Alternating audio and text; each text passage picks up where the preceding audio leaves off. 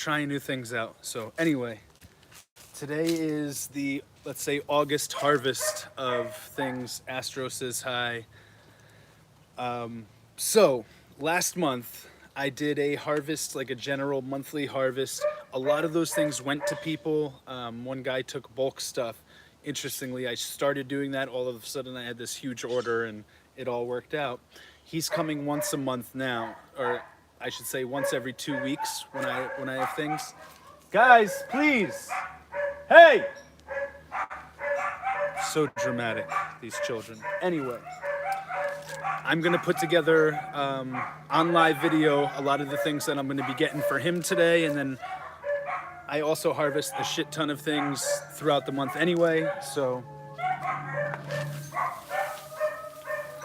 I will try to share other harvests that I get, but this one I'm doing specifically for this guy.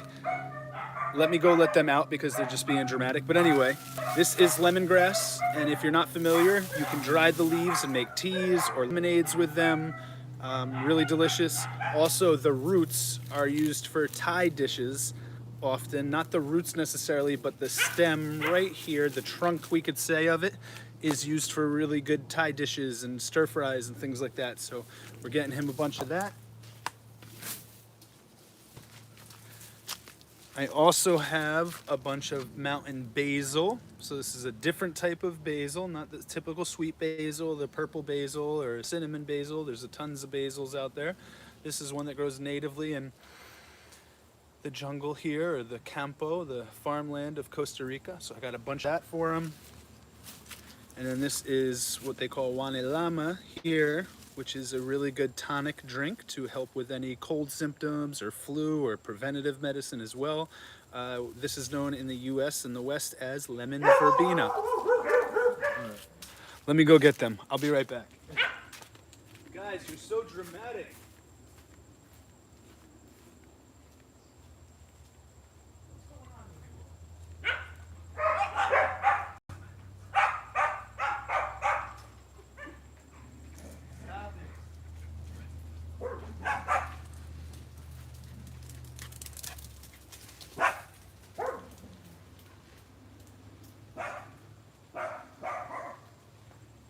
Cut it out. So dramatic.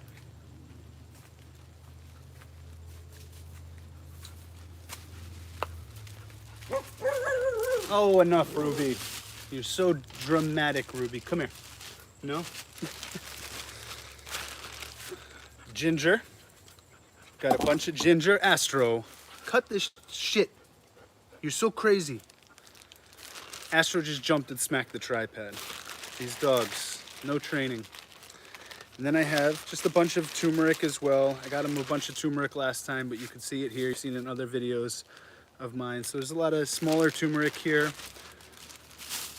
fun one for this week, or this month you've seen, there's a lot of dragon fruit. So I actually have 2 medium-sized dragon fruit bags for him.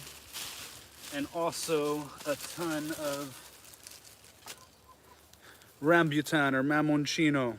So if you guys are familiar with this, these are in season right now, last couple weeks here in Costa Rica, and are favorites of everybody. So this is the harvest for today. I'm gonna close these bags up. It's gonna be coming soon. Oh, and also, I will be right back. I got more.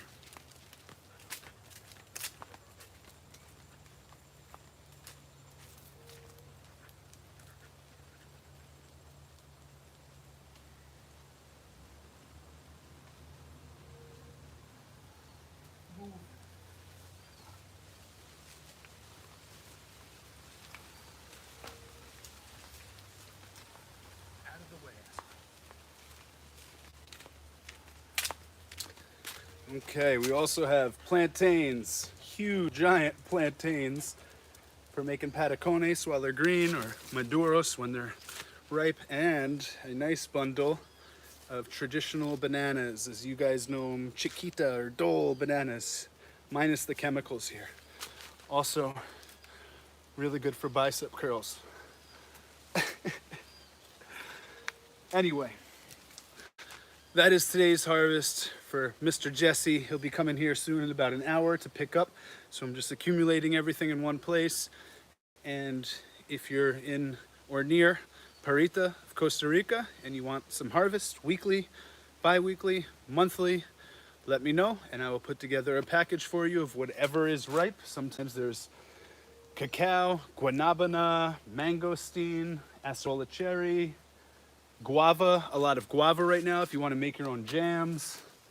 We've got many beautiful flowers here, birds of paradise. Let's do a little spin around with the tripod so you can see the gardens all coming in. A couple varieties of birds of paradise. I just cleared out this area, so I'm going to be planting another fruit tree there and a lot of ornamentals and flowers.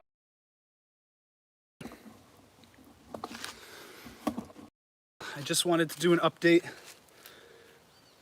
from the weekly harvest here, bi-weekly, monthly harvest. And yeah, so I think in another week, what's today? Friday. So not this Saturday, next Saturday, 15th of July, which is Mother's Day here in Costa Rica. We will be in Estorrillos at Maria Brava, I think that's how you say it, which is a restaurant over by the beach in Estorrillos for the farmers market. And Mercadito, as we call it, hosted by Mauser and Surfy Servicio and Tohi, and I've been there since the first event in last September, so I guess this is our 1-year anniversary next month, which is exciting. So I'm gonna try to get there this month and sell a bunch of the trees, maybe some other products, harvests like this as well. And if my friend Javier from the mountain has a harvest of dragon fruit, we're gonna bring those over there and sell them. And yeah, so if you're around for Mother's Day, bring mom out, bring grandma out, come over to Estorrillos and join us, guys. Thank you for tuning in. I appreciate it. This is my first live. If you're just noticing my channel for the first time, please subscribe, like, share with anybody that is a food forester, or is moving to Costa Rica, or is moving to the Central Pacific coast of Costa Rica. I grow abundant quantities of food now. Like right now we have hundreds, if not thousands of limes, caviar limes, and oranges coming in. Citrus season is coming. What else? Infinite bananas at all times. Blue Java bananas, the traditional bananas. I forget what the name is for them. We'll call them North American bananas because you guys only get to experience one type of banana. I've got purple bananas, pink bananas, thicker, shorter bananas. I've got the miniature, what we call enano or dwarf bananas here. 3 types of plantains. And in other seasons, there's a shit ton of other stuff. Water apples, mangoes, avocados. I always have thousands of coconuts, but I will not be selling coconuts to private clients anymore because it's just too much work. So what I do sell is the meat from inside the coconut and the sprout. There's a million different names for it. I've heard it called the marshmallow. I've heard it called the onion. The coconut sprout. So when the coconut starts to grow, you'll see in other videos that I've posted and many other fruit people post, when the coconut starts to grow leaves out of the top and it starts growing a new tree, on the inside there is a unique, delicious product that forms from the water that, yeah, metamorphosizes into something unique that's like the placenta for the tree to grow, and it is delicious. It's my favorite part. So on a weekly basis, I'm harvesting coconut meat from maybe a dozen or so coconuts, and then some of which I make sure that they're sprouting and I can get that little sprout ball out of it too, the marshmallow we'll call it. Yeah, but it goes on and on and on and on.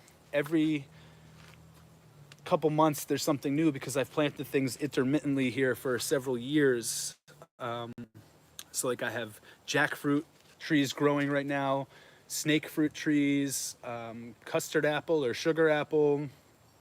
What else is planted that hasn't manifested yet? Pomegranates. It goes on. I also have tons of varieties of chili peppers. As you saw, ginger, curcuma, turmeric, lots of herbs, medicinal herbs. I have lots of oregano.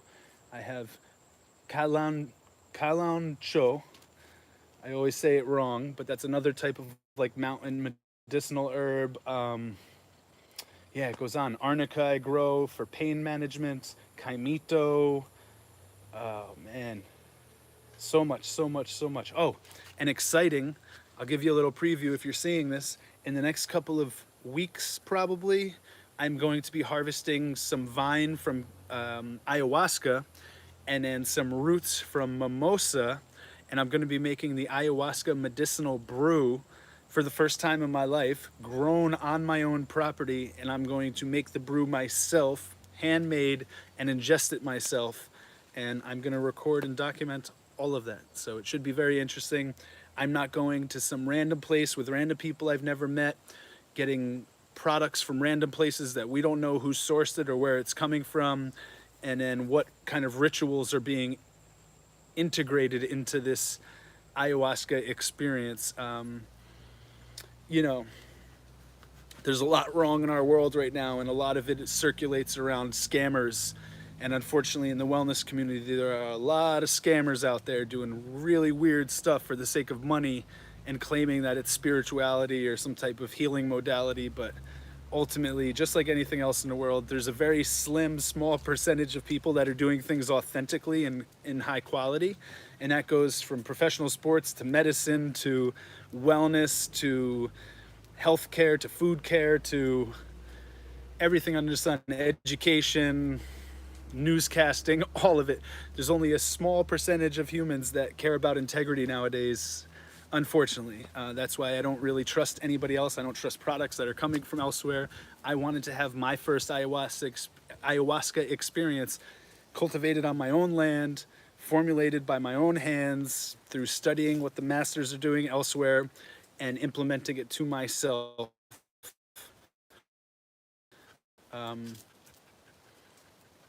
With my own control, rather than like paying somebody to give me an experience that I know nothing about. I prefer studied it for years, grown the products myself, knowing what went into them the entire time, and knowing what's going to go into me at some point. And also, I've been through so much self-realization and self-healing and therapy with other people, self-induced, whatever it may have been, through all the traumas that I've been through, that I really don't have traumas to resolve at this point. I'm very good with like recognizing toxicity and just eliminating it from my life or letting it cut itself out. And that goes for like people, energies, interactions, weeds, plants, invasive species of all forms and dimensions of reality. So yeah, I just don't have any bullshit. I don't have any addictions. I don't have, other than coffee, let's say. But yeah, we'll see what happens. Because usually people, when they do an ayahuasca experience, they say it like resolves some trauma from their past or eliminates an addiction craving that they have. I don't have any of those things anymore. I've kind of dealt with all of them. I've fully dealt with all of them. So I'm excited to see what happens with this DMT aperture opening that happens. Maybe it will just enhance some abilities that I've had but don't always present, like things like astral projection or remote viewing or telepathic understanding and things like that, that are real sciences at this point. We can't even deny that. That's what's coming out in all this disclosure stuff. These are things that many of us, especially mystics, have experienced for a long time, but the public consciousness was not caught up to the fact that these things were real, like kicking a soccer ball or playing a piano, but we know they are now. So I'm excited to see in these future videos and to share with you what occurs and what revelations happen or realizations happen or potential becomes unlocked from utilizing these traditional medicines. So yeah, maybe I have past life traumas that are unresolved that will allow me to find a life partner through this, or you know, achieve substantial financial success that maybe I felt imposter syndrome before when I've stepped onto the brink of those things and kind of pushed them away. So these are the things that hopefully I'll benefit from, that I would like to or intend on benefiting from. But as we know with everything, God and the universe has its own plan, and what's meant to happen is going to happen. Anyway, some throwbacks. If you know, you know with the hat. Chances are you probably don't know, but if you do, cheers to you. And if you're one of the ones that gifted me this hat, thank you very much. I think I got this when I was 13. This is how big I was when I was 13, the same size basically. 5'10", like 150, I think, 145. And now I'm like 5'11", maybe 6 feet on a good day. I'm getting older, so let's say 5'11", I'm probably starting to shrink, and like 180 pounds. So I've put on size and muscle, but still the same size as when I was a 13-year-old kid at Eastern Invitational Camp. Also, if you know, you know. What's crazy is some people that also attended this camp that were the same age as me, are still in the NBA. Put that together, you can figure out who he is. He's one of the greatest of all time. But like, I had played with all those guys back in the day, and they substantially outgrew me from that moment. So soccer became my route, and now farming has become my avenue for life. But anyway, that was the harvest today. I'm gonna do this once a month. You know, and obviously every month there's going to be more and more abundance, and also depending on what people are asking for and need, that's what I'm going to harvest. Because at this point, I've noticed, I was like, oh, I'm just going to harvest as much as possible. There's only so much I can harvest here. I mean, if I was harvesting everything that was ripe and ready to go, there would literally be hundreds of coconuts here. There would be about 15 bundles of those bananas. Yeah, everything else would be substantial. Like if I were to harvest the guava, I don't know if you could see here, but there's like baby guavas here. My trees that are in more sun behind my house, they have guavas that are like this big at this point and fully ripened. They're like a yellowish color when they ripen. I've got to have, I think I have 3 big trees. There's got to be thousands, in the low thousands, 1,000 to 3,000 fruits right now. And there's only so much I can do for them. But what's nice is the chickens are roaming around the property all day, and they like eating the guavas. So the eggs that I eat are now guava influenced or guava flavored. So yeah, what goes around comes around, and you know, everything fertilizes itself or other things. And yeah, so I'll keep harvesting as much as possible. The more of you that watch this, please reach out to me, because if you live in the area, these things that I am harvesting will go directly to you. I will give you a great price, I promise. Just let me know what you're looking for, and I will harvest as much as possible every week. So, Pura Vida. Thank you for tuning in, live from Costa Rica. Tobin loves you. Love yourself.